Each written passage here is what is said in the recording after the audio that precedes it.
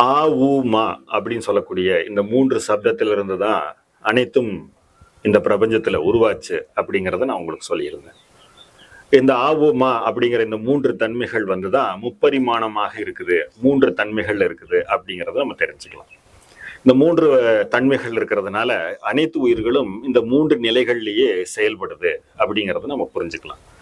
இந்த ஆங்கிற சப்தம் படைத்தல குறிக்கிறதும், ஊங்கிற சப்தம் வந்து உருவாக்குதல குறிக்கிறது தன்மைகள்ல இருக்குது.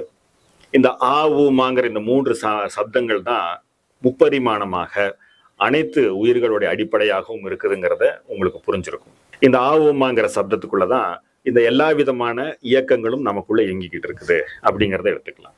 இப்ப மனிதர்கள் வந்து உணவு உண்ணக்கூடிய தன்மையை எடுத்துக்கிட்டீங்கன்னா, உணவை உள்ள சாப்பிடுறாங்க.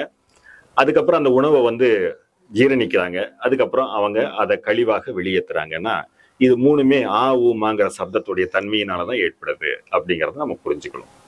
அதே போல சுவாசத்தை உள்ளிழுக்கிறாங்க, சுவாசத்தை தன்னுடைய நுரையீரல்ல நிரப்பிக்கிறாங்க, அப்புறம் அந்த சுவாசத்தை வெளிவிடுறாங்க. அப்படிங்கும்போது இந்த 3 தன்மைகளும் அதுக்குள்ள இருக்குது அப்படிங்கிறத புரிஞ்சுக்கலாம். அதே போல நம்மளுடைய கால விழிப்புணர்வு எடுத்துக்கிட்டோம்னா, நம்மளுடைய இறந்த காலம், நிகழ்காலம், எதிர்காலம்னு 3 காலங்களும் இந்த ஆ, ஊ, மாங்கிற அடிப்படையில தான் செயல்பட்டுட்டு இருக்குது அப்படிங்கிறத தெரிஞ்சுக்கணும்.